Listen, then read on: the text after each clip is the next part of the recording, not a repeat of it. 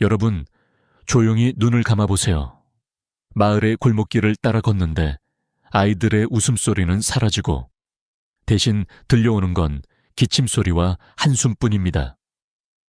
불과 10여 년 전만 해도 운동장에서 뛰놀던 아이들의 발자국 소리가 가득했는데 지금은 병원 대기실이 가장 붐비는 공간이 되어버렸습니다. 이 장면은 단순한 농촌 풍경이 아닙니다. 이미 우리 눈앞에 다가온 사회의 얼굴입니다. 바로 초고령 사회라는 거대한 파도가 조용히, 그러나 무섭게 우리를 덮치고 있는 순간이지요.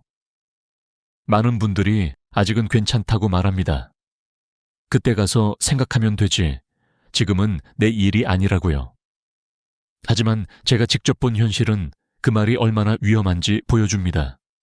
작은 시골 마을에서 경로당 문이 닫히고 시장은 한산하고 오직 약국과 병원만이 활기를 띠는 풍경. 이건 먼 미래가 아니라 우리가 이미 서 있는 오늘입니다. 그리고 그 변화는 시골에만 머무르지 않습니다.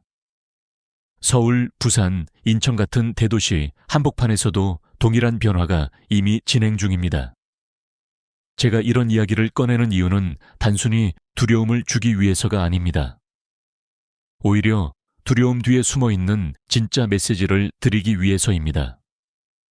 우리가 미리 준비하지 않으면 다가올 파도는 더 거세게 우리를 덮칠 것이고 준비한 사람과 준비하지 못한 사람의 삶은 하늘과 땅만큼 달라질 것입니다.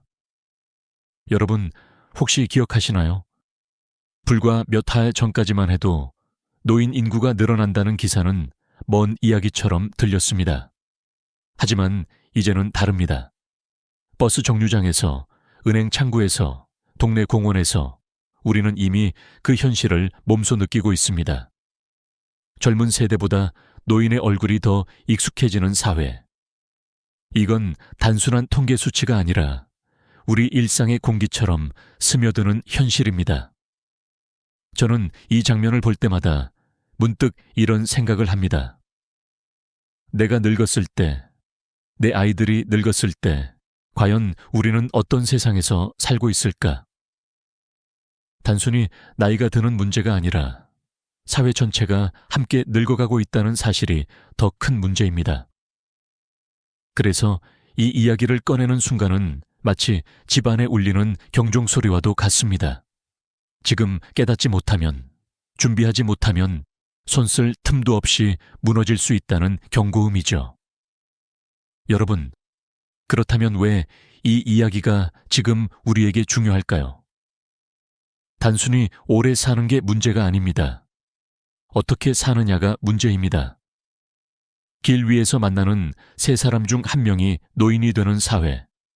여러분이 타는 버스 좌석 절반이 어르신으로 채워지고 병원 예약은 몇 주 뒤로 밀리고 시장 상인들도 대부분 70대가 넘는 시대가 옵니다.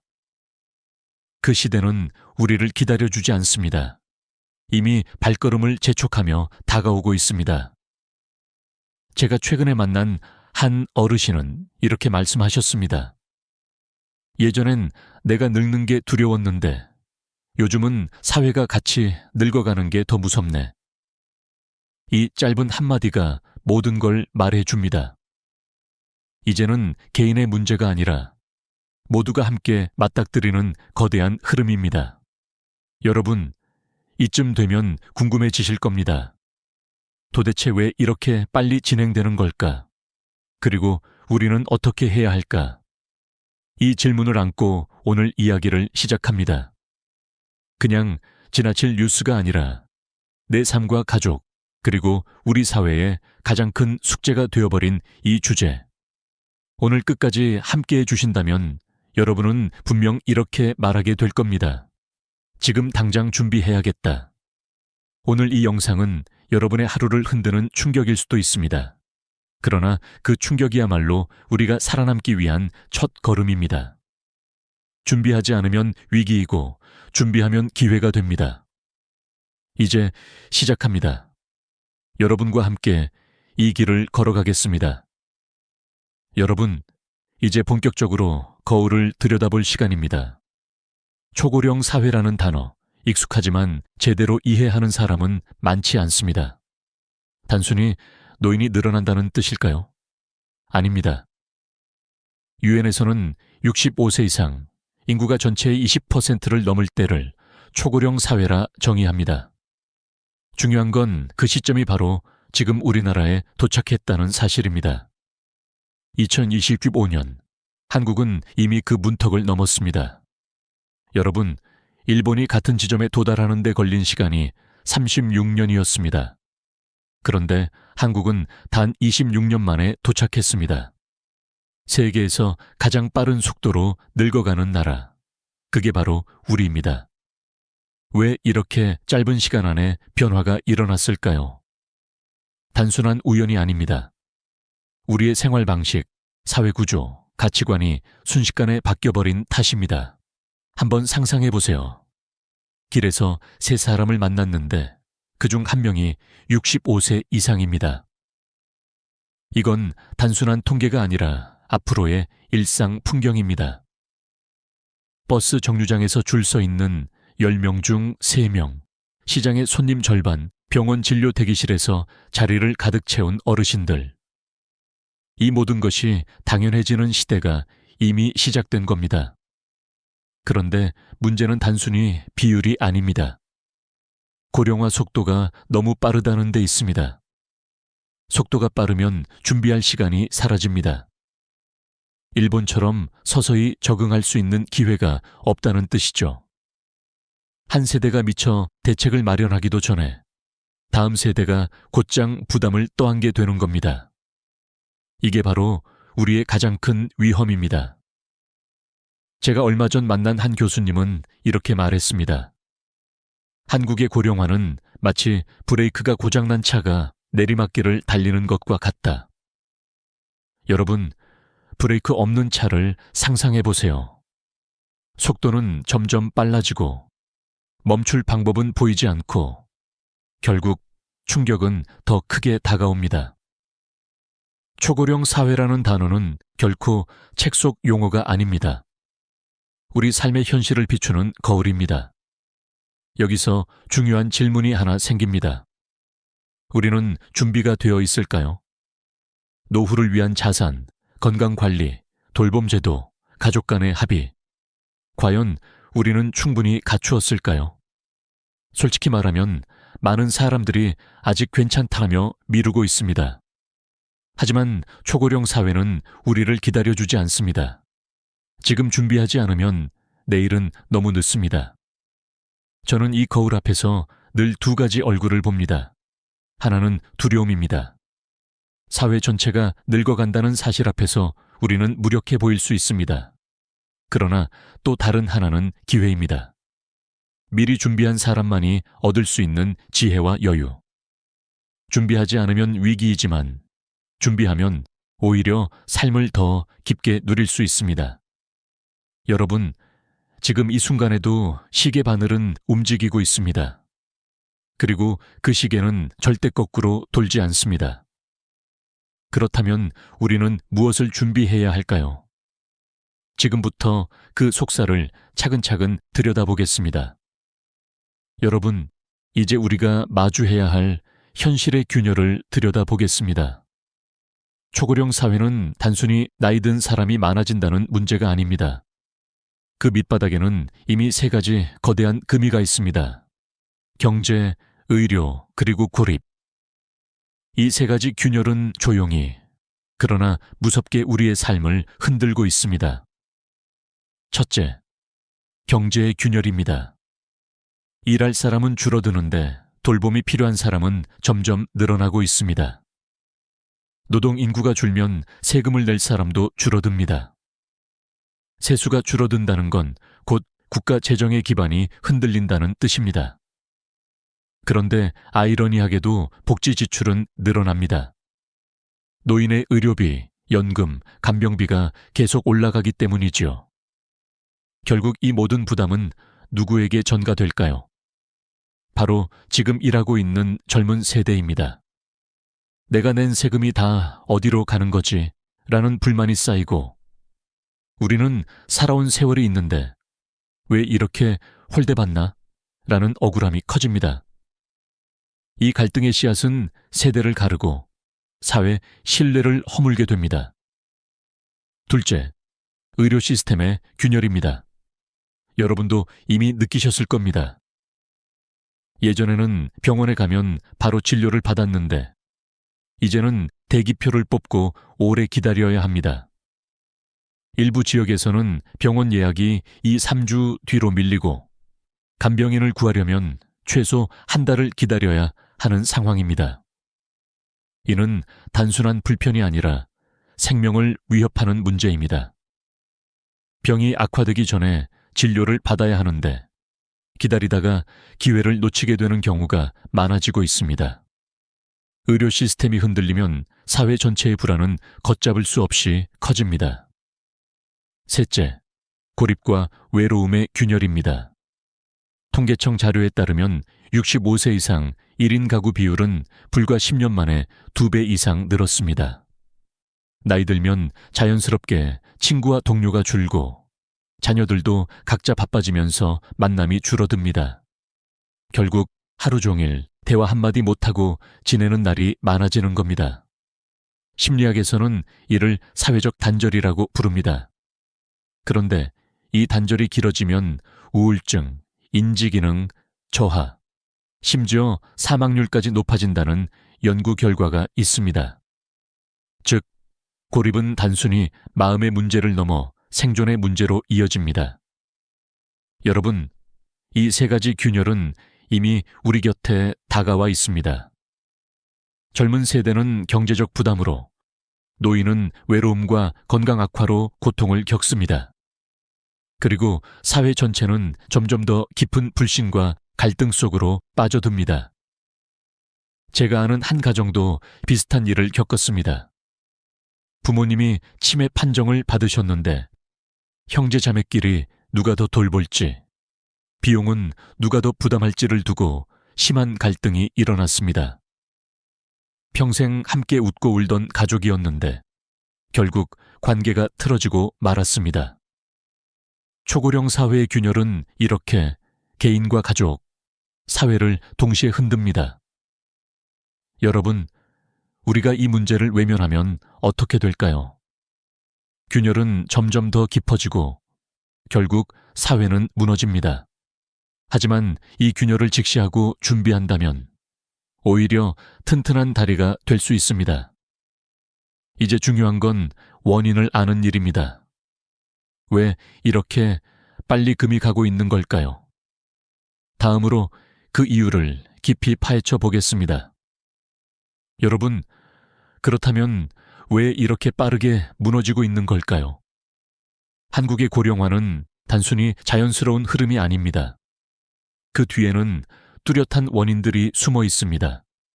가장 큰 이유는 바로 출산율입니다.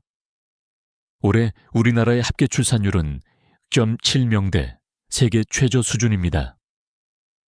OECD 국가들 중 꼴찌라는 사실 이미 여러 번 뉴스를 통해 들으셨을 겁니다. 하지만 그 수치가 단순한 숫자가 아니라는 점이 중요합니다.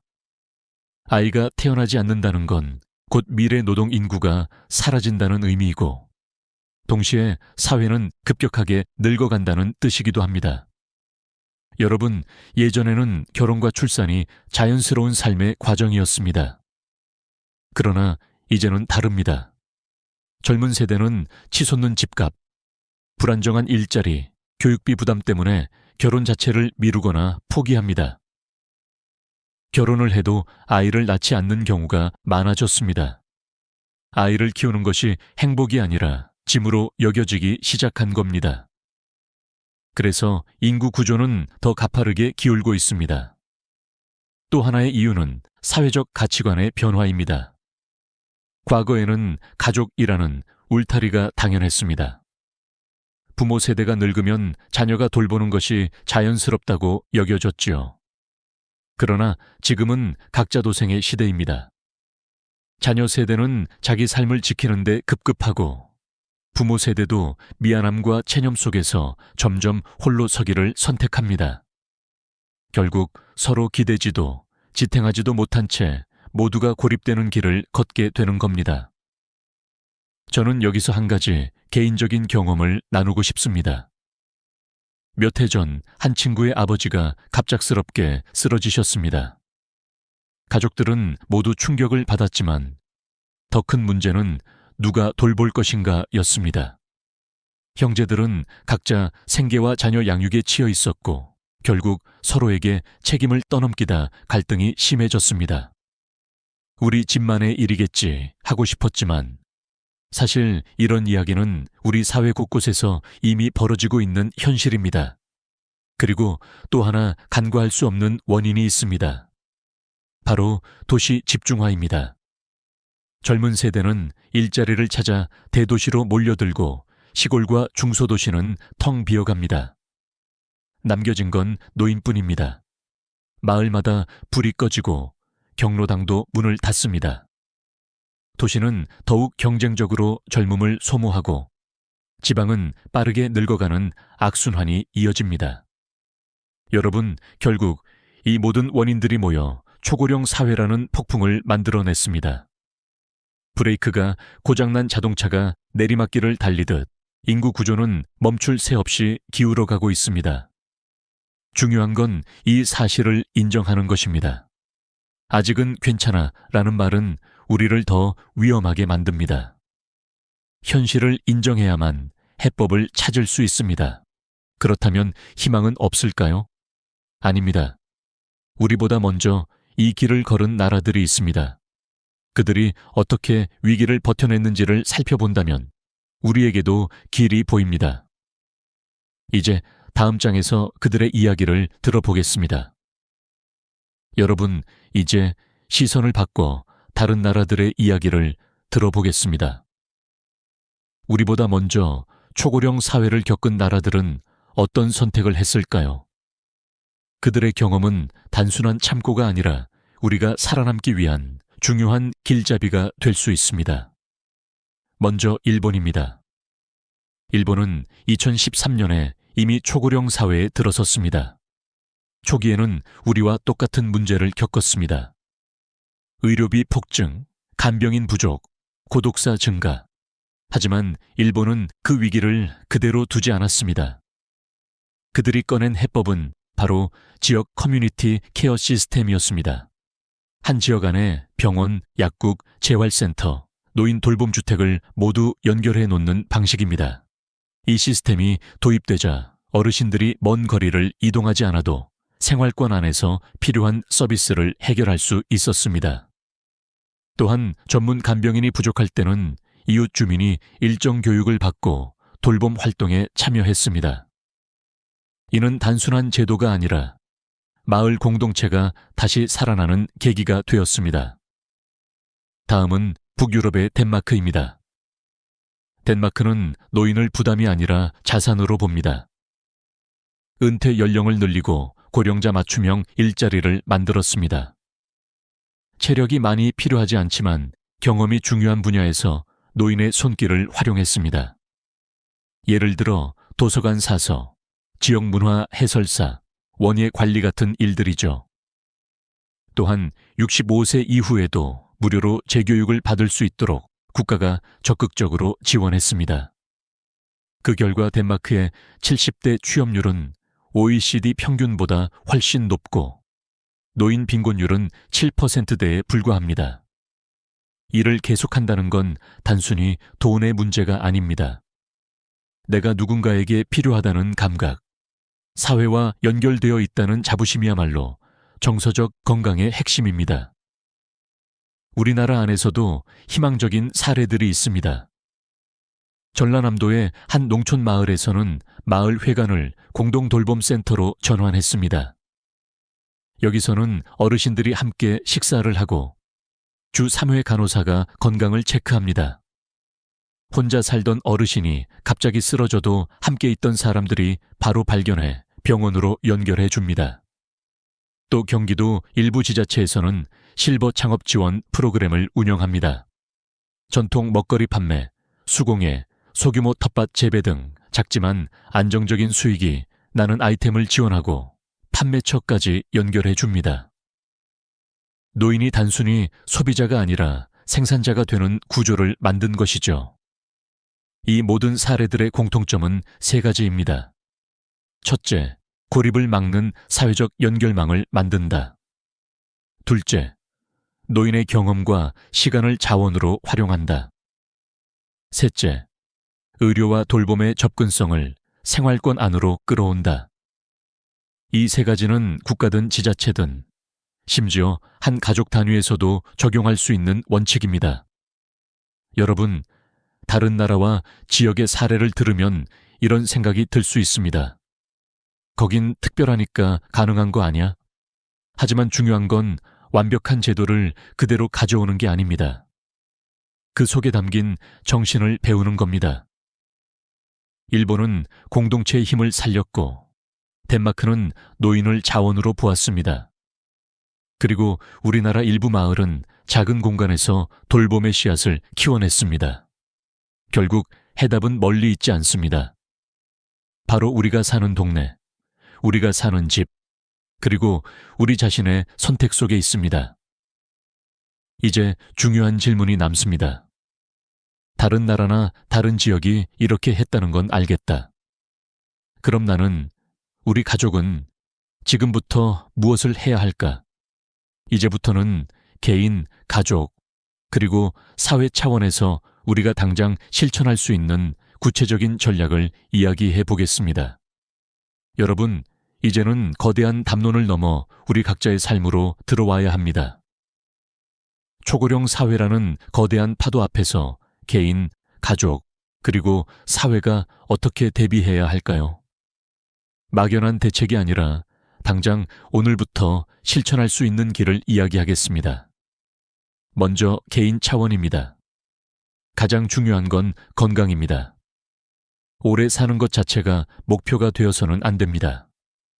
중요한 건 얼마나 건강하게 오래 사느냐입니다. 기능적 수명, 즉 스스로 움직이고 걸을 수 있고 밥을 차려 먹을 수 있는 기간을 늘리는 게 핵심입니다. 여러분, 70세 이후에 골절 한 번이면 평균 회복 기간이 6개월 이상입니다. 그 사이 근육은 30% 넘게 줄어듭니다. 문제는 노년기에 이른 근육과 균형 감각은 거의 회복이 어렵다는 겁니다. 실제로 75세 이상 낙상 환자 10명 중 4명은 다시 혼자 생활하지 못합니다. 그렇다면 해답은 분명합니다. 주 3회 이상 근력 운동, 매일 30분 걷기, 간단한 균형 훈련을 습관화해야 합니다. 양치할 때 한 발로 서기, 눈 감고 10초 버티기 같은 단순한 습관이 평생을 지켜줄 수 있습니다. 재정적인 대비도 필수입니다. 은퇴 후 20월참 30년은 월급이 없는 장마철과 같습니다. 우산이 없으면 비를 맞고 고생할 수밖에 없습니다. 그래서 필요한 것이 바로 버킷 전략기입니다. 돈을 3개의 주머니에 나누는 겁니다. 첫 번째 주머니는 당장 3년 안에 쓸 돈, 안전한 예금이나 적금에 둡니다. 두 번째 주머니는 3년에서 10년 사이에 쓸 돈, 안정적인 채권이나 배당주에 둡니다. 세 번째 주머니는 10년 이후에 쓸 돈, 장기 성장이 가능한 ETF나 주식에 투자합니다. 이렇게 하면 당위 생활비부터 장기 자산 성장까지 한 번에 설계할 수 있습니다. 중요한 건 돈이 많고 저금이 아니라 흐름이 끊기지 않도록 만드는 것입니다. 연금이든 저축이든 매달 일정한 수입이 들어오게 해야 합니다. 여기에 기술이 더해져야 합니다. 요즘 세상은 디지털을 모르면 혜택을 놓치기 쉽습니다. 복지 신청, 병원 예약, 연금 조회까지 대부분이 온라인에서만 가능합니다. 스마트폰 결제, 온라인 병원 예약, 정부 복지 앱 사용, 화상 통화. 이 4가지는 반드시 익혀야 합니다. 젊은 세대에게는 당연한 일이지만 노년기에도 꼭 필요한 생존 기술입니다. 못 배우면 불편함을 넘어 손해가 됩니다. 배운다면 노후가 훨씬 넓어지고 안전해집니다. 다음은 가족 차원입니다. 초고령 사회에서 가장 큰 갈등 요인은 바로 누가 얼마나 돌볼 것인가입니다. 부모를 부양하는 문제를 막연히 생각하다가는 막상 닥쳤을 때 큰 갈등으로 이어집니다. 그래서 가족 회의를 통해 돌봄 역할을 미리 나누어야 합니다. 병원에 동행할 사람, 생활비를 지원할 사람, 일상적인 돌봄을 맡을 사람. 구체적으로 정하고 문서로 남겨두는 것이 필요합니다. A4 한 장이면 충분합니다. 단순한 메모라도 분쟁 가능성을 크게 줄여줍니다. 상속과 증여, 연명 치료 여부도 미리 합의해야 합니다. 갑작스러운 상황에서 감정이 앞서면 평생의 관계가 무너질 수 있습니다. 명확하게 기준을 세우고 기록해두면 불필요한 갈등을 예방할 수 있습니다. 중요한 건 부모 세대도 자녀에게 심리적 빚을 남기지 않는 겁니다. 여기까지는 내가 감당하고 그 이후는 요양원이나 외부 서비스에 맡긴다. 이렇게 선을 정해두는 것이 가족 모두를 지키는 길입니다. 마지막으로 사회 차원입니다. 개인과 가족의 노력이 아무리 크더라도 사회적 울타리가 없다면 한계가 있습니다. 그래서 고령자 재취업 프로그램, 지역 돌봄 공동체, 세대 간 교류가 필요합니다. 70세 이후에도 일할 수 있다는 건 단순한 수입의 문제가 아니라 내가 여전히 필요한 존재라는 감각을 지키는 일입니다. 지역사회 안에 병원, 복지관, 문화시설이 도보 10분 안에 있어야 하는 이유도 여기에 있습니다. 거동이 조금 불편해져도 단절되지 않고 연결될 수 있어야 합니다. 여러분, 준비는 거창한 것이 아닙니다. 오늘 저녁 설거지 후 10분간 의자에 앉았다 일어서기를 해보세요. 스마트폰으로 정부 복지 앱을 한번 열어보세요. 가족끼리 한 장의 메모라도 남겨보세요.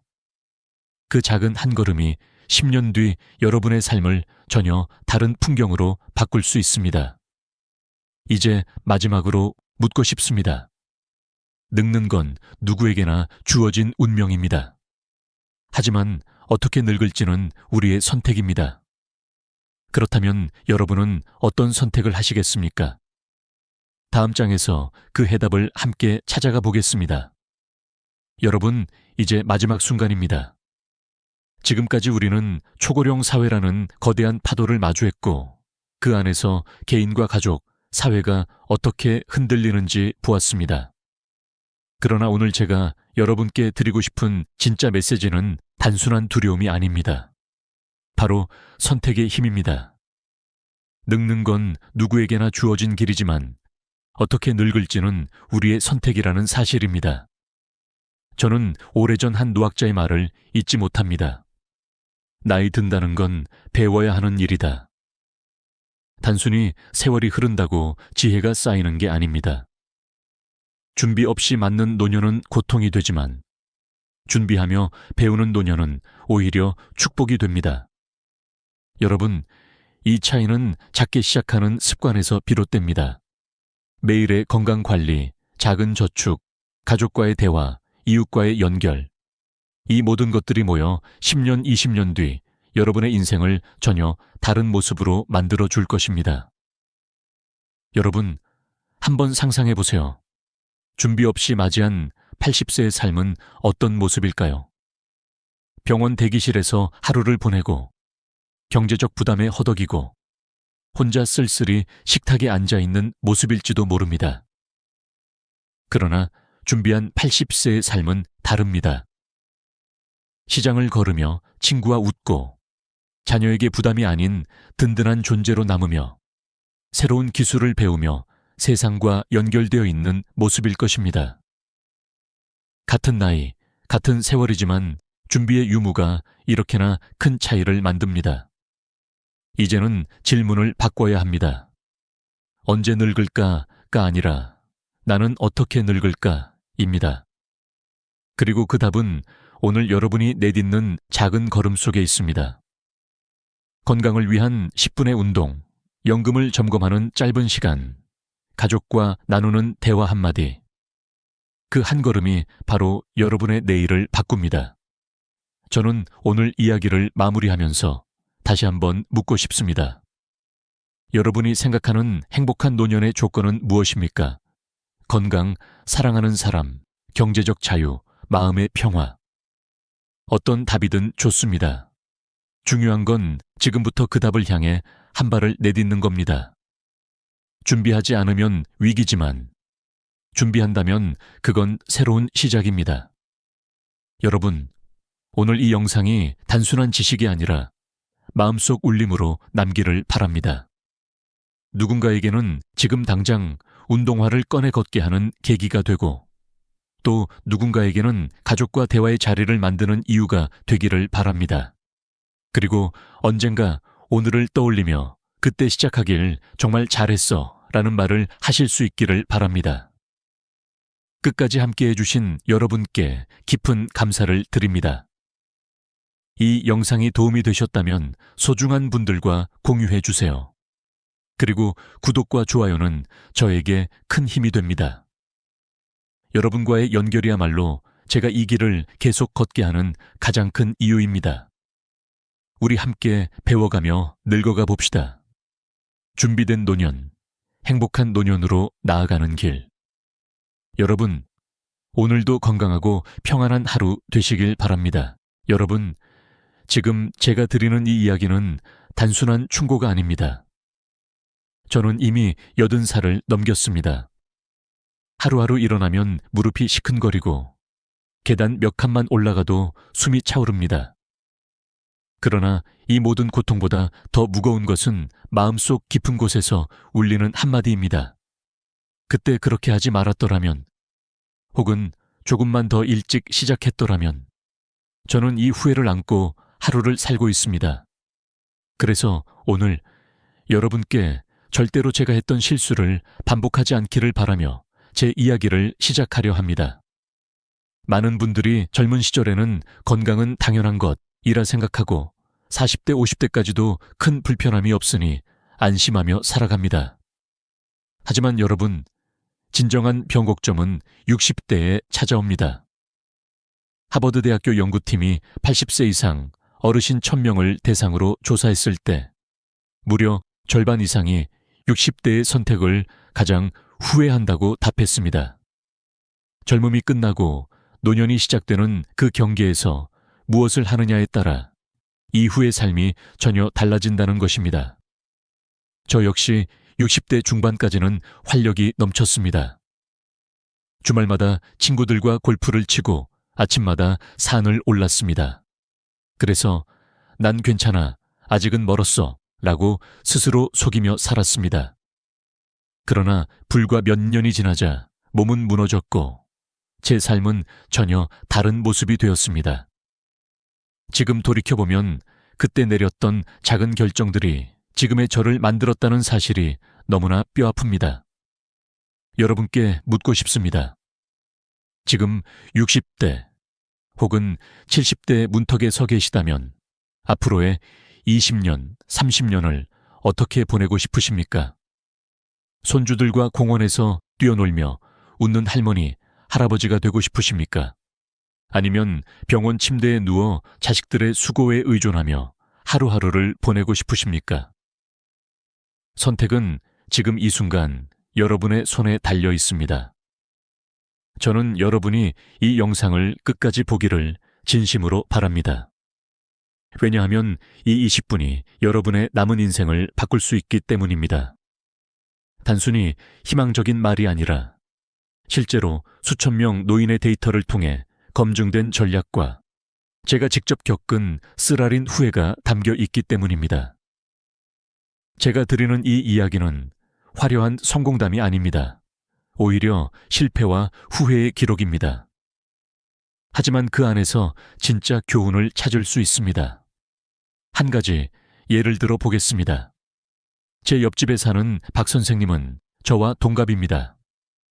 60대 때 매일 아침 공원을 3바퀴씩 걸으셨습니다.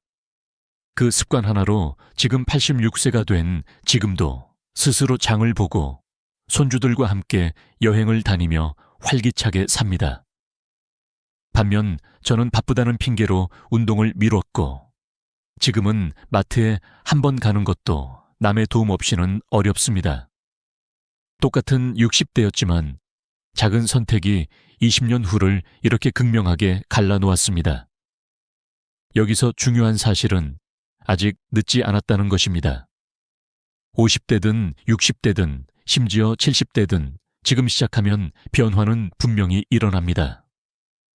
실제로 대한노인병학회에서 발표한 자료에 따르면 하루 30분 걷기만으로도 심혈관 질환 위험이 40% 이상 줄어들고 치매 발생 위험도 크게 낮아진다고 합니다.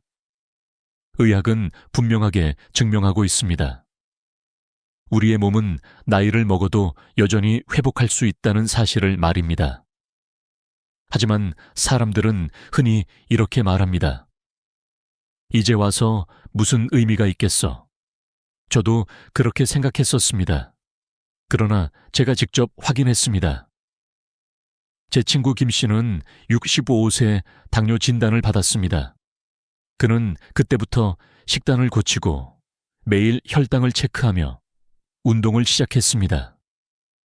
지금 82세인 그는 여전히 여행을 다니며 강연도 합니다. 반대로 저는 74세에 고혈압을 진단받고도 대수롭지 않게 넘겼습니다. 결과는 지금 이 몸입니다. 여러분, 제가 드리고 싶은 메시지는 단순합니다. 60대는 마지막 기회이자 새로운 출발선입니다. 지금의 선택이 80대의 웃음을 보장할지, 눈물을 불러올지 결정합니다. 지금이라도 늦지 않았습니다. 혹시라도 나는 아직 괜찮다 하고 생각하신다면 바로 그 순간이 가장 위험합니다. 괜찮다고 방심하는 그때가 인생의 가장 큰 전환점이 될 수 있습니다. 저처럼 후회하지 않기를 간절히 바랍니다. 오늘 제가 나누는 이야기는 단순한 경고가 아닙니다. 여러분이 지금 한 발짝만 움직이면 10년 후, 20년 후 여러분의 인생은 완전히 달라집니다. 인생은 한순간에 무너지는 것이 아닙니다. 작은 습관, 작은 선택이 모여 미래를 만듭니다. 이제 시작입니다. 다음 순간부터는 건강, 돈, 인간관계, 배움, 그리고 삶의 의미에 대해 구체적으로 말씀드리겠습니다. 하지만 기억하십시오. 오늘 여러분이 내린 결단 하나가 내일의 여러분을 지켜줄 것입니다. 건강은 인생의 자본입니다. 아무리 돈이 많아도, 아무리 집안이 화려해도 몸이 무너지면 모든 것이 무너집니다. 저는 그 사실을 너무 늦게 깨달았습니다. 60대에는 여전히 힘이 있다고 착각했습니다. 친구들과 등산을 하고 골프를 치며 몸이 조금 아픈 날에도 괜찮아, 며칠 지나면 낫겠지 라며 대수롭지 않게 넘겼습니다. 하지만 그 순간마다 제 몸은 조용히 무너지고 있었습니다. 그리고 지금 80이 된 저는 침대에 앉아 그 모든 선택을 후회합니다. 여러분, 대한노인병학회 연구 결과에 따르면 60대에 하루 30분 이상 규칙적으로 걷는 사람은 그렇지 않은 사람보다 80대에 독립적으로 생활할 확률이 2배 이상 높다고 합니다. 이 단순한 습관이 노년의 존엄을 지켜주는 가장 강력한 무기입니다. 하지만 대부분의 사람들은 그 단순함을 가볍게 여깁니다. 저 역시 내일 하지, 다음 주부터 시작하지 하며 미뤘습니다. 그렇게 10년이 흘러갔습니다. 결국 오늘의 제 모습은 그때의 미루기의 결과입니다. 제가 존경하는 한 이웃이 있습니다. 68세 때부터 매일 아침 동네 공원을 3바퀴 걷던 분입니다. 그는 80대 중반이 된 지금도 스스로 운전을 하고 시장을 보고 손주들과 함께 소풍을 갑니다. 반면에 저는 계단 몇 칸만 올라도 숨이 차서 남의 부축을 받아야 합니다.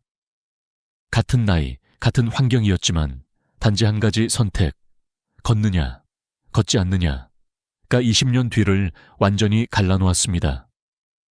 운동은 어렵지 않습니다. 비싼 장비나 특별한 기술이 필요하지 않습니다. 오직 꾸준함이 필요합니다. 하루에 30분, 천천히라도 걷는 것부터 시작하십시오. 처음에는 힘들 수 있습니다. 하지만 3주만 지나면 몸이 달라지고 3개월이면 생활이 달라집니다. 그리고 3년 뒤에는 인생이 달라집니다. 이것은 제가 직접 경험하지 못했지만 제 주변 사람들을 통해 수없이 확인한 사실입니다. 음식도 마찬가지입니다. 저는 젊을 때 짜고 매운 음식을 좋아했습니다. 김치, 젓갈, 라면을 매일 찾았습니다. 아내가 싱겁게 먹자고 할 때마다 그게 무슨 맛이냐며 소금을 더했습니다. 그 결과 저는 74세에 고혈압 진단을 받았고 지금은 약을 먹지 않으면 하루도 버틸 수 없습니다. 지금은 혀가 맛을 잃어 음식의 참맛을 느끼지 못합니다. 여러분, 입맛을 위해 건강을 버리지 마십시오. 한 끼의 짠맛이 아니라 인생 전체의 달콤함을 잃게 됩니다. 정기 검진 역시 마찬가지입니다. 저는 귀찮다, 바쁘다는 이유로 1년에 한 번 병원에 가기도 힘들었습니다. 결국 당뇨가 상당히 진행된 후에야 발견했습니다. 그때는 이미 늦었습니다. 여러분, 검진은 귀찮은 절차가 아니라 미래를 위한 보험입니다. 60대에 작은 이상을 잡아내면 간단히 고칠 수 있지만 70대 이후 발견하면 평생 약에 의존해야 합니다. 또 한 가지 간과하기 쉬운 것은 스트레스입니다. 저는 아들의 사업 실패로 큰 충격을 받았지만 전문가 상담을 받지 않았습니다. 그저 괜찮다 하며 술과 담배로 버텼습니다. 그 결과 불면증과 우울증이 찾아왔고 지금까지도 제 삶을 괴롭히고 있습니다. 마음의 건강은 몸의 건강만큼이나 중요합니다. 상담을 받는 것은 부끄러운 일이 아닙니다. 오히려 용기 있는 선택입니다. 마음의 짐을 나눌 때 몸도 함께 회복됩니다. 여러분, 저는 지금 후회뿐인 노후를 살고 있습니다. 그러나 여러분은 다릅니다. 지금이라도 결심하면 변화할 수 있습니다.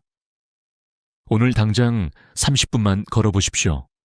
오늘 당장 짠 음식을 반으로 줄여보십시오. 오늘 당장 병원에 예약을 하십시오. 그리고 오늘 당장 마음속 아픔을 누군가와 나누십시오. 그 작은 시작이 내일을 바꿉니다. 건강은 돈으로 살 수 없습니다. 아무리 큰 부를 쌓아도 무너진 몸은 되돌릴 수 없습니다. 하지만 건강을 지킨다면 돈이 조금 부족해도 웃을 수 있습니다. 가족과 함께할 수 있고 친구와 웃으며 대화할 수 있습니다. 그것이 바로 인생의 진정한 부입니다. 여러분의 60대는 인생의 마지막 황금기입니다. 이 시기를 놓치면 돌이킬 수 없습니다. 저처럼 후회하지 않으시길 간절히 바랍니다. 돈은 단순한 숫자가 아닙니다. 노년에 들어서면 돈은 곧 존엄이 되고 자유가 됩니다. 저는 60대 초반까지 국민연금도 있고 퇴직금도 있으니 괜찮다고 생각했습니다. 그러나 현실은 달랐습니다. 의료비는 예상보다 훨씬 많이 들었고 생활비는 계속 오르는데 고정 수입은 한정적이었습니다. 결국 자식들에게 손을 벌리게 되었고 그것이 제 마음을 가장 무겁게 짓눌렀습니다. 돈은 단순히 쓰기 위한 것이 아니라 나의 노년을 스스로 지켜내기 위한 방패라는 사실을 뒤늦게 깨달았습니다. 제 친구 김상덕 씨는 저와는 달랐습니다. 그는 58세에 은퇴 후를 철저히 준비했습니다. 월 소득의 30%를 꾸준히 안정적인 투자 상품에 넣었고 65세가 넘어서도 파트타임으로 일할 수 있는 기술을 배웠습니다. 지금 82세인 그는 경제적 걱정 없이 손주들에게 용돈도 주고 매년 해외여행을 다닙니다. 반면 저는 약값과 병원비를 걱정하며 하루를 보내고 있습니다. 같은 세대, 같은 출발선이었지만 준비의 차이가 20년 뒤 삶의 질을 완전히 갈라놓았습니다. 여러분, 노후 재정에서 가장 중요한 원칙은 모든 달걀을 한 바구니에 담지 말라는 것입니다. 저는 이 원칙을 지키지 못했습니다. 60대에 부동산에만 의존했고 결국 시장이 흔들리자 생활 전체가 흔들렸습니다. 만약 다시 돌아간다면 주식, 채권, 부동산, 예금을 다양하게 분산 투자했을 것입니다.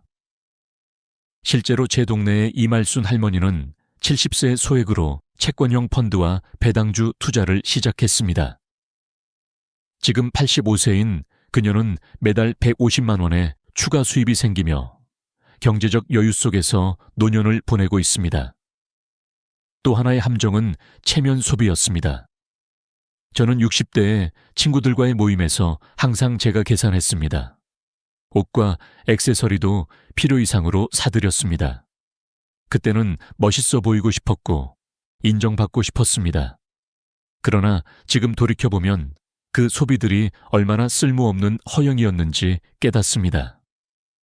만약 그 돈을 저축하거나 투자에 돌렸다면 지금 이렇게 초라하게 살지는 않았을 것입니다. 부채 관리 역시 중요합니다.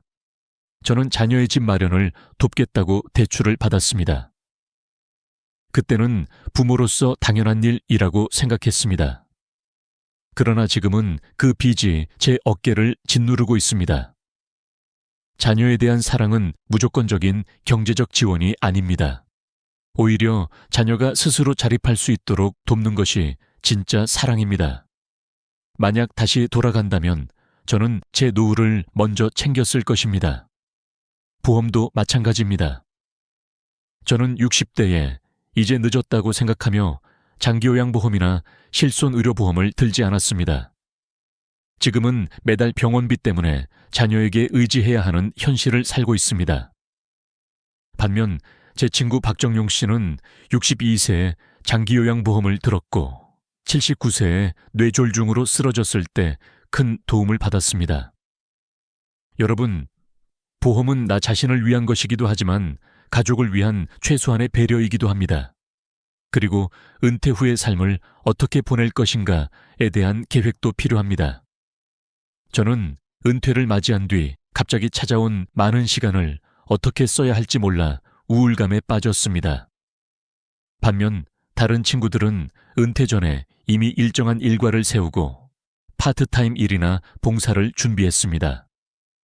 그들은 여전히 삶의 활력을 유지하고 있습니다. 재정 계획은 단순히 돈을 모으는 것이 아니라 그 돈으로 어떤 삶을 살 것인가를 계획하는 것입니다. 여러분, 지금이라도 노후 재정을 점검하십시오. 수입과 지출을 꼼꼼히 기록하고 불필요한 지출을 줄이며 가능하다면 전문가의 조언을 받으십시오. 작은 변화가 쌓여 큰 여유를 만듭니다. 경제적 자유는 단순한 숫자가 아니라 노년의 존엄을 지켜주는 든든한 방패입니다. 돈은 행복을 보장하지는 않습니다. 그러나 돈이 없으면 행복을 누릴 기회조차 사라집니다. 지금의 선택이 10년 후 여러분의 표정을 결정합니다.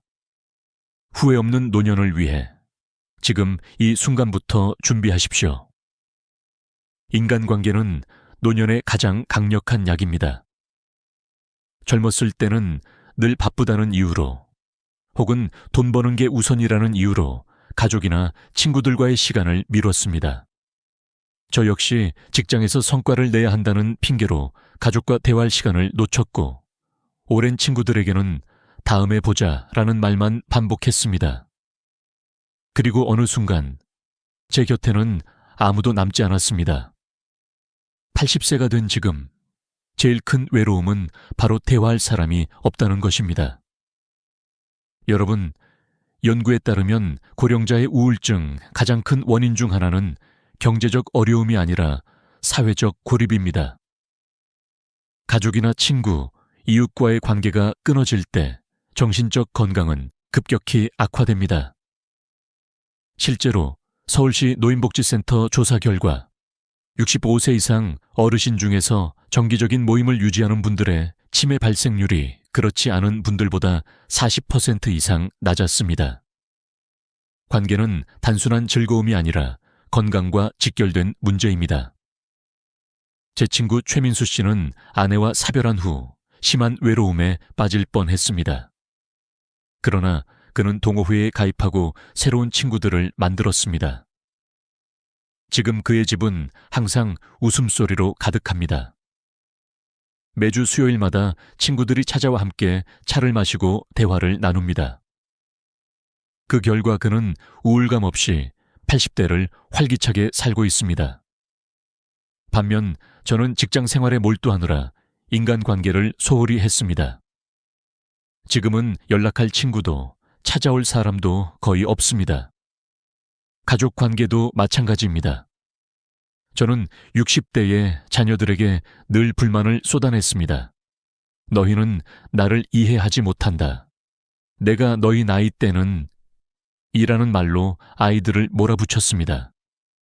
그 결과 자녀들과의 관계는 멀어졌습니다.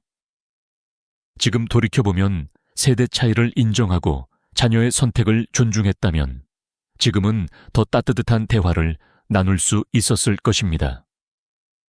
어떤 할머니는 손주들과 매주 영화를 보고 카페에 간다고 합니다. 그 비결을 물었더니 단순했습니다.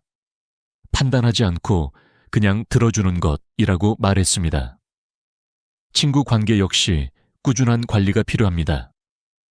시간 나면 연락하자 라는 말은 결국 연락하지 않겠다는 말과 같습니다. 제 친구 이사장은 65세부터 매주 수요일을 친구의 날로 정했습니다. 그들은 꾸준히 모임을 가지며 서로의 건강을 챙기고 어려움이 있을 때 가장 먼저 달려가는 든든한 버팀목이 되었습니다. 작은 습관 하나가 20년의 관계를 지켜낸 것입니다. 새로운 인연을 만드는 것도 중요합니다. 많은 분들이 은퇴 후에는 이제 새 친구는 필요 없어 라고 생각합니다. 그러나 그 순간부터 고립은 시작됩니다. 제 이웃 김 할아버지는 72세에 탁구를 배우기 시작하며 새로운 동호회 친구들을 사귀었습니다.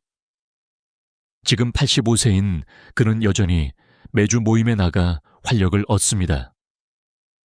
새로운 관계는 늦어도 괜찮습니다. 오늘 만난 사람이 내일의 평생 친구가 될 수 있습니다. 봉사활동은 관계를 확장하는 최고의 방법입니다. 저는 60대에 이제는 쉬어야지 라며 봉사를 거부했습니다. 그러나 제 아파트 이웃 신정 할머니는 68세부터 지역 아동센터에서 아이들에게 책을 읽어주는 봉사를 시작했습니다. 지금 그녀의 삶은 봉사 덕분에 활력이 넘칩니다. 봉사는 남을 돕는 것 같지만 사실은 나 자신을 살리는 길이기도 합니다. 디지털 소통을 배우는 것도 필수입니다. 저는 스마트폰이 낯설다는 이유로 배우기를 거부했습니다. 그 결과 지금은 영상통화로 손주 얼굴조차 볼 수 없습니다. 반면 윤 할아버지는 70세 스마트폰 교실에 다니기 시작해 지금은 해외에 있는 자녀와 매일 영상통화를 합니다. 기술을 모른다고 해서 자존심을 내세울 필요는 없습니다. 배우는 순간 새로운 세상이 열립니다. 여러분, 인생의 마지막 순간에 가장 크게 후회하는 것은 더 많은 돈을 벌지 못한 것이 아닙니다. 더 많은 시간을 사랑하는 사람들과 보내지 못한 것입니다. 지금이라도 늦지 않았습니다. 오늘 손주에게 전화 한 통, 친구에게 문자 한 줄을 보내보십시오. 관계는 나무와 같습니다. 꾸준히 물을 주고 돌봐야만 건강하게 자랍니다. 저는 지금 외로운 노후를 살고 있습니다. 그러나 여러분은 다를 수 있습니다. 지금 한 걸음만 내디디면 남은 인생은 따뜻한 대화와 웃음으로 채워질 수 있습니다. 인간관계는 노년의 가장 값진 자산입니다. 돈으로 살 수 없는 진짜 부를 오늘부터 쌓아가시길 바랍니다.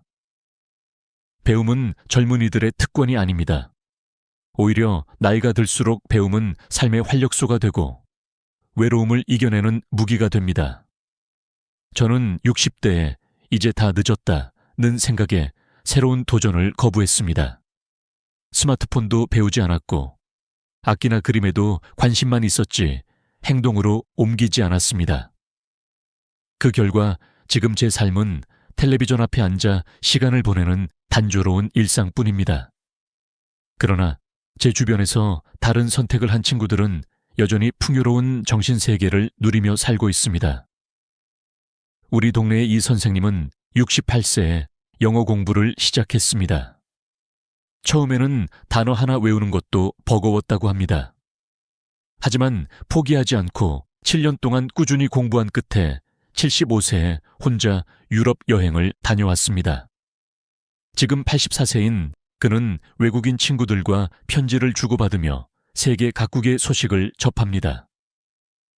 나이가 숫자에 불과하다는 것을 몸소 증명해낸 것입니다. 실제로 연세대학교 연구팀은 60세 이후에도 새로운 언어나 기술을 배우면 뇌의 신경회로가 활성화되어 치매 발생률이 현저히 낮아진다고 밝혔습니다. 뇌는 사용하면 젊어지고 방치하면 늙어갑니다. 배움은 단순한 취미가 아니라 뇌를 지키는 가장 확실한 예방약입니다. 디지털 기술 역시 마찬가지입니다. 저는 거부했지만 제 친구 박할머니는 67세에 구청에서 운영하는 디지털 교육을 받기 시작했습니다. 지금은 스마트폰으로 장을 보고 병원 예약을 하며 손주들과 카카오톡으로 소통합니다.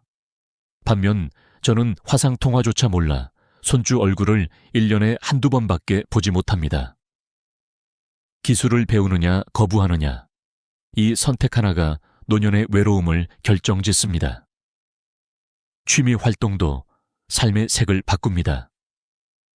제 친구 김희수 씨는 63세에 수채화를 배우기 시작했습니다.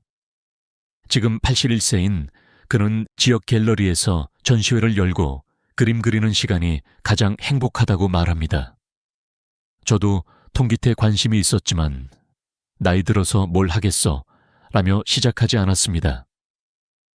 지금 생각하면 그때 시작했다면 10년이 넘는 시간 동안 멋진 연주를 할 수 있었을 텐데 너무 아쉽습니다. 독서 습관 역시 무시할 수 없습니다. 초의 할아버지는 65세부터 매일 30분씩 책을 읽었습니다. 그 결과 지금 82세인 그는 젊은이들과 폭넓은 대화를 나누며 치매 예방에도 효과를 보고 있습니다. 반면 저는 눈이 침침하다는 핑계로 책을 멀리했고 지금은 TV 시청이 유일한 즐거움이 되었습니다. 책은 단순한 종이가 아니라 새로운 세계로 열리는 창문입니다. 요즘은 온라인 강의도 손쉽게 들을 수 있습니다. 유튜브와 교육 플랫폼에는 역사, 철학, 과학 등 다양한 무료 강의가 있습니다. 제 친구 정 할아버지는 70세의 태블릿을 구입하고 매일 새로운 강의를 들으며 지적 호기심을 채우고 있습니다. 그는 늘 배움에는 은퇴가 없다고 말합니다. 또한 우리가 평생 쌓아온 경험과 지식은 다른 사람들에게 큰 자산이 될 수 있습니다. 윤 선생님은 68세에 지역 청소년 센터에서 멘토링 활동을 시작했습니다. 젊은이들에게 자신의 경험을 나누며 오히려 더 많은 것을 배우고 성장했다고 합니다. 가르치는 활동은 지식을 정리할 뿐 아니라 새로운 배움의 기회가 됩니다. 여러분, 배움에는 끝이 없습니다. 나이가 들수록 이제 늦었다는 생각이 가장 큰 장애물입니다. 오늘부터라도 작은 것 하나 배워보십시오. 단어 하나, 기술 하나, 노래 한 곡이라도 좋습니다. 그것이 내일의 여러분에게 큰 선물이 됩니다. 저는 배우지 못한 후회를 안고 살지만 여러분은 다를 수 있습니다. 배움은 노년기의 우울과 고립을 막는 최고의 해답입니다. 새로운 것을 배우는 순간 삶은 다시 젊어집니다. 삶의 마지막 순간에 사람들은 무엇을 가장 후회할까요? 더 많은 돈을 벌지 못한 것일까요? 아니면 더 큰 집을 갖지 못한 것일까요? 아닙니다. 대부분의 어르신들은 사랑하는 사람들과 더 많은 시간을 보내지 못한 것, 그리고 내 삶의 의미를 깊이 고민하지 못한 것을 가장 후회한다고 말합니다. 저는 80세가 된 지금에서야 이 진실을 깨달았습니다. 저는 은퇴 후에 이제 다 이뤘으니 쉬자는 마음으로 살았습니다. 하지만 곧 허무함이 밀려왔습니다. 아침에 일어나도 할 일이 없고 하루가 길게 늘어지며 우울감이 찾아왔습니다. 목표가 없는 삶은 바람 없는 돛담배와 같습니다. 저는 너무 늦게 알았습니다. 은퇴 후에도 새로운 목표와 방향성이 필요하다는 사실을요. 제 친구 김할머니는 달랐습니다. 그녀는 70세에 100세까지 자립해서 살기라는 목표를 세웠습니다. 그 목표를 위해 건강관리, 재정관리, 주거 환경 개선을 구체적으로 실천했습니다. 지금 82세인 그녀는 여전히 활기차고 목표 지향적인 삶을 살고 있습니다. 목표는 단순히 미래를 위한 계획이 아니라 현재를 살아가게 하는 원동력입니다. 영적 성장도 큰 힘이 됩니다. 종교가 있든 없든 자신보다 더 큰 무언가와 연결감을 느끼는 것은 삶에 깊은 의미를 줍니다. 제 이웃 이 할아버지는 65세부터 불교 철학을 공부하기 시작했습니다. 그 덕분에 노년에 찾아오는 상실과 변화를 수용할 수 있었고 죽음에 대한 두려움도 줄었습니다. 매일 아침 명상을 하고 감사일기를 쓰며 그는 주변 사람들에게 긍정적인 에너지를 전합니다. 여러분도 시도해 보시길 바랍니다. 아침에 단 5분만 호흡에 집중하는 명상을 해보십시오. 그리고 하루가 끝날 때 오늘 감사했던 3가지를 적어보십시오.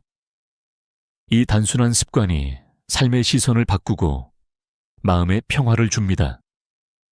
또한 우리의 삶을 돌아보고 기록으로 남기는 것도 의미 있는 일입니다. 제 친구 강 할아버지는 75세에 자서전을 쓰기 시작했습니다. 가족에게 남겨주고 싶었던 것은 돈이 아니라 자신이 살아온 이야기와 지혜였습니다. 80세에 완성된 그 책은 단순한 글이 아니라 사랑과 배움이 담긴 선물이 되었습니다. 여러분도 일기를 쓰거나 짧은 메모라도 남겨보십시오. 그것이 곧 세상에 남기는 여러분의 발자취가 됩니다. 죽음에 대한 준비도 필요합니다. 누구에게나 죽음은 찾아오지만 준비된 죽음은 삶을 더 충실하게 만듭니다. 제 친구 강 선생은 75세에 사전 의료의향서를 작성하고 유언장을 준비했습니다. 그는 오히려 죽음을 준비하면서 남은 삶을 더 가볍고 충실하게 살 수 있었다고 말했습니다. 준비는 두려움을 줄이고 현재를 더 빛나게 만듭니다. 여러분, 변화는 두려운 것이 아니라 삶의 일부입니다. 새로운 기술 하나 배우기, 젊은이와 대화하기, 낯선 장소를 방문하기 같은 작은 도전이 노년의 질을 결정합니다. 인생에서 가장 아픈 순간은 그때 그렇게 했더라면 이라고 말하는 순간입니다. 저는 지금 그 말을 하고 있습니다. 하지만 여러분은 달라질 수 있습니다. 여러분은 아직 선택할 기회가 있습니다. 미래의 행복은 오늘의 작은 선택으로 만들어집니다. 노년기는 끝이 아니라 새로운 시작입니다. 60대, 70대, 심지어 80대에도 인생은 여전히 가능성으로 가득 차 있습니다. 중요한 것은 그 가능성을 믿고 행동하는 것입니다. 여러분, 오늘이 여러분의 남은 인생 중 가장 젊은 날입니다. 지금 시작하십시오. 미래의 여러분이 오늘의 선택에 감사하게 될 것입니다. 그리고 제가 간절히 바라는 것은 여러분이 80세가 되었을 때 저와 같은 후회를 하지 않으시길 바란다는 것입니다. 새벽 4시, 조용한 요양원 복도에 불빛이 희미하게 비친다.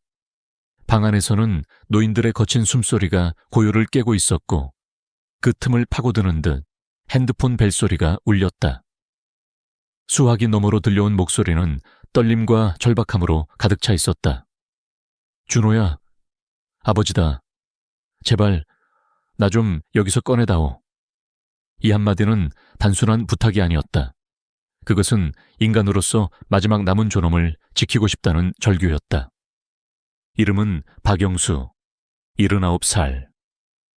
2달 전 고관절 골절로 수술을 받고 자녀들의 권유로 요양원에 들어왔다.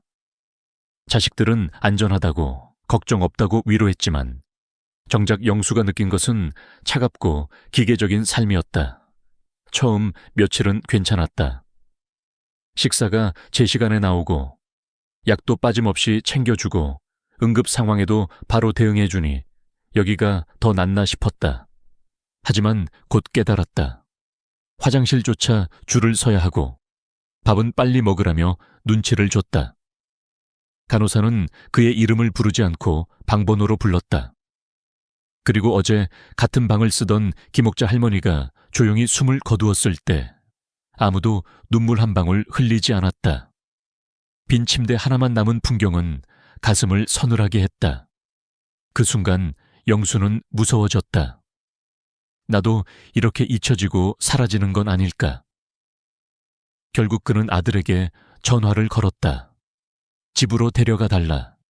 차라리 위험해도 내 집에서 내 이름으로 내 방식대로 살고 싶다.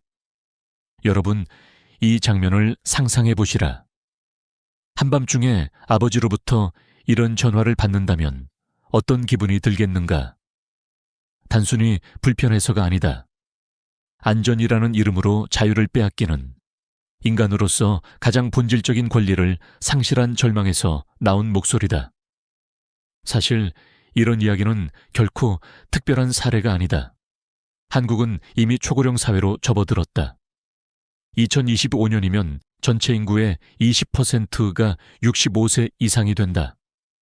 혼자 사는 노인은 200만 명을 넘어섰고 그중 상당수가 언젠가 요양원을 선택하게 될 것이다. 그러나 통계만으로는 알 수 없는 것이 있다. 요양원의 내부는 과연 우리 부모님의 존엄을 지켜줄 수 있는가 하는 질문이다. 많은 자녀들이 안전하니까, 전문가가 있으니까라며 부모를 요양원으로 모신다. 하지만 정작 그 안에서 부모가 어떤 감정을 느끼는지는 잘 알지 못한다.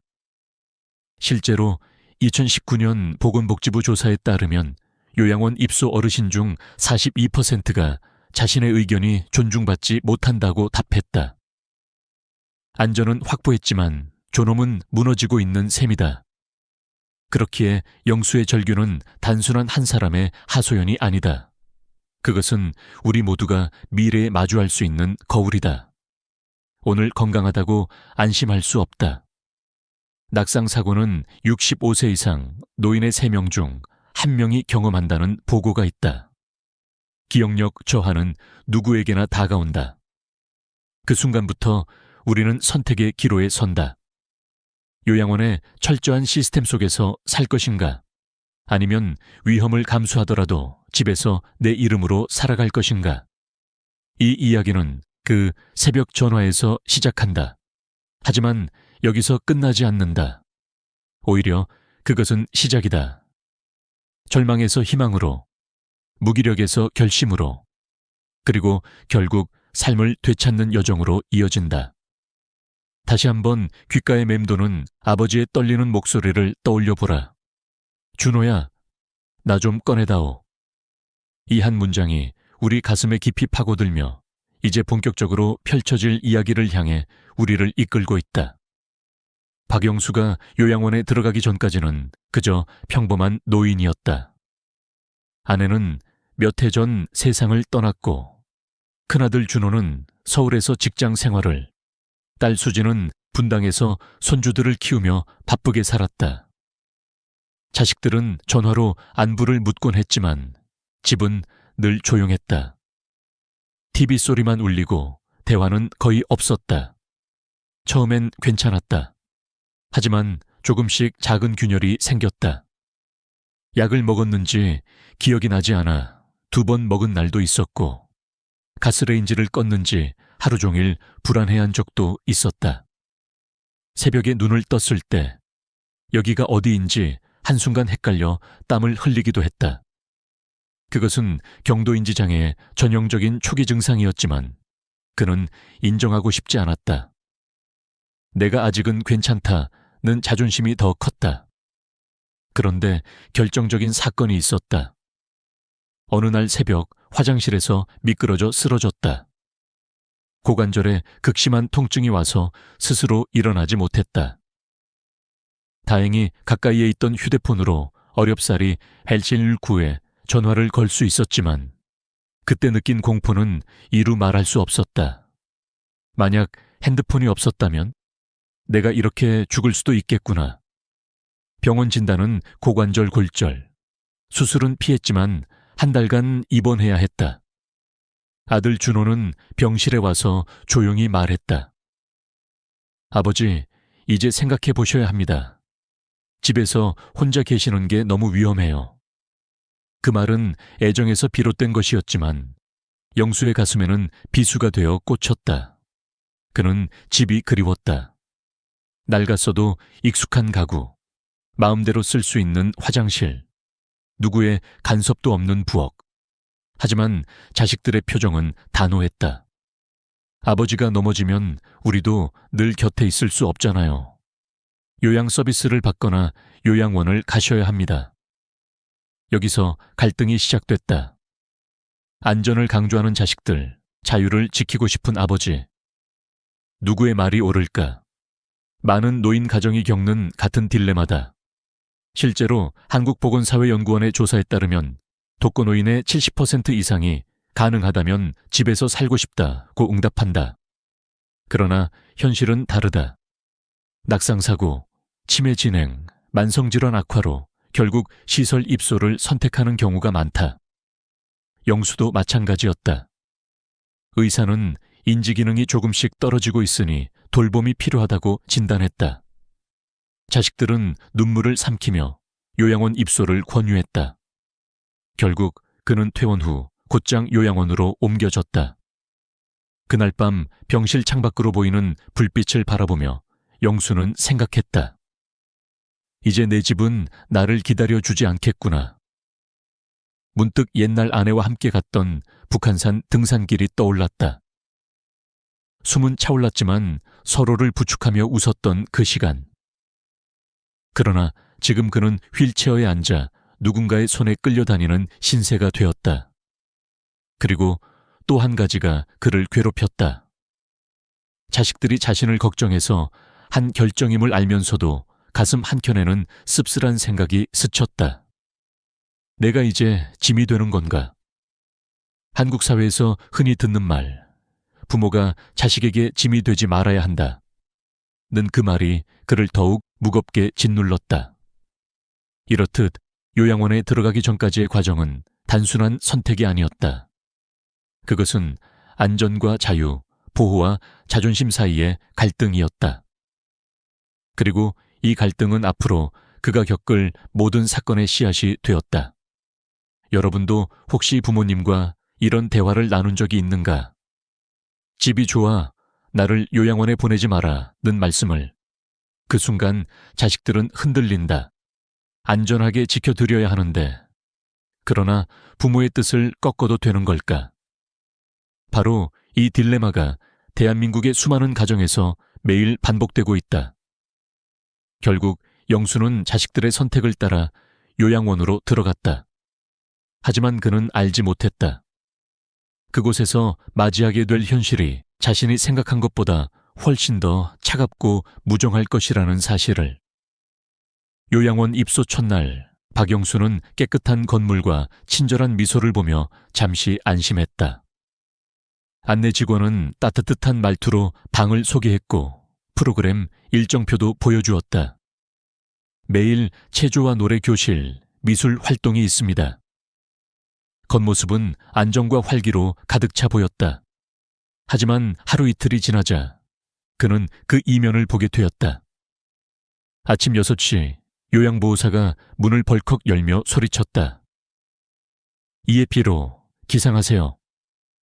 이름이 아닌 방번호로 불렸다.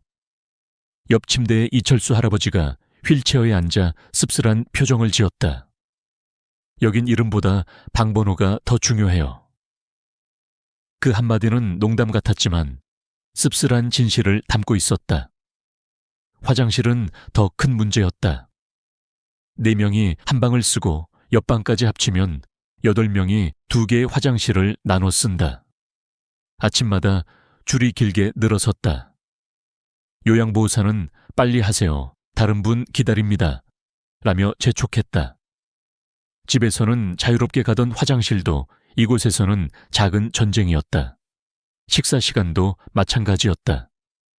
영양사가 짠 식단이라 영양은 맞지만 속도가 문제였다. 보호사는 빨리 드세요. 다음 준비해야 합니다. 라며 그릇을 치워버리곤 했다. 영수는 밥을 천천히 씹지도 못한 채 급히 삼켜야 했다. 마치 공장 라인처럼. 식탁에 앉은 다른 어르신들은 대부분 말이 없었다. 고개를 숙이고 음식만 바라볼 뿐이었다. 가장 충격적이었던 건 약이었다.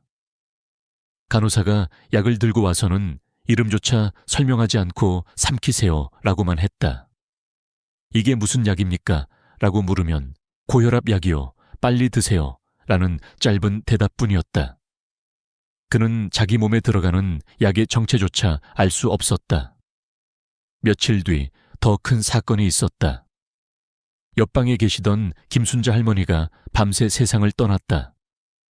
그런데 다음 날 아침 아무도 그 이야기를 꺼내지 않았다. 빈 침대만 덩그러니 남아 있었고 직원들은 그저 새로운 입소자를 받을 준비만 했다. 영수는 속으로 생각했다. 여기서는 죽음조차 일상의 일부일 뿐이구나.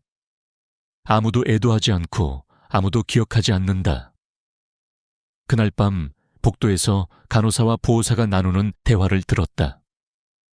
오늘도 식사 거부하시던데 콧줄 넣어야겠어요. 그 말투는 차갑고 기계적이었다. 한 인간의 고통이 아니라 업무의 일부로만 다뤄지고 있었다. 영수는 서서히 깨달았다. 이곳은 안전을 위한 장소가 아니라 효율을 위한 장소였다. 일정표에 맞춰 움직이고 시간표에 맞춰 먹고 자고 약을 삼킨다. 인간이 아닌 하나의 케이스로 관리되는 느낌이었다. 그럼에도 불구하고 그는 다른 어르신들의 모습을 보며 마음이 무거워졌다. 어떤 이는 자식이 온다고 매일 복도를 바라보다 결국 울음을 삼켰고 어떤 이는 말벗 하나 없이 TV만 바라보다 잠들었다. 처음에는 일주일에 한 번 오던 가족도 점점 발길이 뜸해졌다. 결국 잊혀지는 것이다. 여러분, 여기서 잠시 질문을 던지고 싶다. 만약 여러분이 요양원에 들어갔다고 상상해보라. 아침마다 방번호로 불리고 화장실도 줄을 서야 하며 밥은 급히 삼켜야 한다. 옆 침대 사람이 죽어도 누구도 말하지 않는 곳. 이곳에서 과연 살고 있다고 말할 수 있을까? 물론 모든 요양원이 그렇다는 건 아니다. 좋은 시설과 헌신적인 직원들도 있다. 그러나 중요한 건 구조적 현실이다. 보호사 한 명이 10명 이상을 돌봐야 하는 현실에서 개인의 존엄을 지켜내기란 거의 불가능하다. 이는 제도의 문제이기도 하다. 박영수는 이런 현실 속에서 점점 절망했다. 하지만 동시에 결심도 생겼다. 여기서 평생을 보낼 수는 없다. 다시 나가야 한다. 그 결심이 그를 움직이게 했다. 이제 이야기는 전환점을 맞는다. 절망 속에서도 그는 다시 일어서려 한다. 인간으로서 존엄을 되찾기 위해 그는 자신의 몸을, 마음을 단련하기 시작한다. 박영수는 어느 날 밤 텅 빈 옆 침대를 바라보다 결심했다. 이대로 있다간 나도 잊혀진 채로 사라지겠구나. 다시 걸어야 한다. 다시 내 이름으로 살아야 한다. 절망 속에서 솟아난 그 의지는 불씨처럼 작지만 강렬했다. 다음 날부터 그는 재활치료에 매달렸다. 물리치료사가 평행봉 앞에 세웠을 때 다리는 떨리고 땀은 쏟아졌다. 그러나 그는 이를 악물었다. 조금만 더 해보겠습니다. 치료사는 놀란 눈빛으로 그를 바라보았다. 대부분의 어르신들은 금세 포기했지만 영수는 끝까지 버텼다. 하루, 이틀, 일주일. 그가 잡은 평행봉은 점점 더 단단해졌다. 방 안에서도 그는 혼자 운동을 했다. 침대 옆에서 무릎 굽히기, 복도에서 지팡이를 짚고 천천히 걷기, 손가락 관절이 아파도 젓가락질 연습을 멈추지 않았다. 보호사들은 무리하지 마세요 라고 했지만 그는 대답했다. 무리해야 나갑니다. 그러나 몸을 단련하는 것보다 더 어려운 건 마음이었다. 새벽에 눈을 뜨면 여기가 어디지 하는 혼란이 찾아왔고 혹시 다시 넘어지면 하는 두려움이 엄습했다. 그럴 때마다 그는 아내의 사진을 꺼내보았다. 함께 등산하던 웃음, 함께 밥을 먹던 평범한 순간들. 그 기억이 그를 붙잡았다. 나는 아직 끝나지 않았다. 여러분도 아시다시피 고관절 골절 후 1년 내 사망률이 20%에 이른다는 통계가 있다. 하지만 적절한 재활과 꾸준한 운동을 하면 회복할 확률이 크게 높아진다. 영수는 바로 그 사실을 붙잡았다. 의사가 말해준 작은 희망을 자신의 목표로 삼았다. 그리고 그는 전략을 세웠다. 단순히 회복하는 것이 아니라 자식들을 설득할 근거를 만들기로 했다. 내가 혼자서 밥도 먹고 화장실도 가고 약도 챙길 수 있다는 걸 보여주자. 그래야만 다시 집으로 돌아갈 수 있다. 그 과정에서 그는 뜻밖의 깨달음을 얻었다. 존엄은 누가 지켜주는 게 아니라 스스로 지켜내야 하는 거구나. 요양원은 결코 그의 존엄을 대신 보장해주지 않았다. 오히려 거기서 존엄을 되찾는 방법은 오직 하나. 스스로 다시 일어서고 목소리를 내는 것이었다. 어느 날 물리치료사가 말했다. 박 어르신, 정말 많이 좋아지셨습니다. 이제 혼자 걸을 수 있겠어요. 그 순간 그의 가슴은 벅차올랐다. 아직 집으로 돌아가려면 멀었지만 첫 걸음을 내딛었다는 사실이 중요했다. 여러분, 우리는 흔히 나이가 들면 의지할 수밖에 없다고 생각한다. 하지만 영수의 이야기는 다르게 말한다. 나이가 들어도 다시 선택할 수 있다. 존엄을 되찾을 수 있다. 물론 쉽지 않다. 매일의 통증, 매일의 외로움, 매일의 절망을 견뎌야 한다. 그러나 그 속에서도 다시 일어서려는 의지가 희망의 불씨가 된다. 그는 이제 요양원이라는 시스템 속에서 단순히 버티는 노인이 아니었다. 자유를 되찾기 위한 투사가 되었다. 이 작은 반란이 결국 그의 인생을 바꾸게 될 것이다. 몇 달간의 재활 끝에 박영수는 마침내 지팡이를 짚고 복도를 걸을 수 있게 되었다. 보호사들은 놀랐다. 보통 이 정도 회복 속도는 드물어요. 그는 속으로 웃었다. 이제 증명했다. 나는 아직 살아있다. 그리고 드디어 가족을 설득할 시간이 왔다. 주말에 아들 준호와 딸 수진이 면회를 왔다. 그는 침착하게 말했다. 나 이제 집에 가고 싶다. 의사도 내 상태가 괜찮다고 했다. 요양 서비스를 받으면서 살면 충분하다. 처음엔 자식들이 망설였다. 아버지, 혼자 계시다가 또 사고 나면 어떡해요? 하지만 그는 자신 있게 대답했다. 나는 이미 다시 걷고 있다. 약도 스스로 챙길 수 있다. 이제 내 삶은 내가 결정하고 싶다. 결국 가족들은 동의했다. 대신 조건을 걸었다. 매일 3시간 요양보호사가 집에 와서 식사와 청소, 건강관리를 도와주기로 했다. 박영수는 흔쾌히 받아들였다. 그것은 감옥 같은 시스템에서 벗어나 다시 내 공간을 찾는 첫 걸음이었기 때문이다. 집으로 돌아온 첫날 밤, 그는 낡은 천장을 바라보며 깊은 숨을 내쉬었다. 시끄러운 방송도, 급히 먹어야 하는 밥도, 줄 서는 화장실도 없었다. 오직 고요와 자유만 있었다. 그 순간 그는 느꼈다. 이게 살아있다는 느낌이구나. 이후 그의 삶은 조금씩 변했다. 매일 오전 10시 김선영 요양보호사가 찾아왔다. 어르신, 오늘은 어떤 음식을 드시고 싶으세요? 그는 오랜만에 자신의 입맛을 이야기할 수 있었다. 된장찌개, 잡채, 멸치볶음. 작은 선택 하나하나가 그의 자존심을 되살렸다. 뿐만 아니라 그는 두뇌 활동에도 신경 썼다.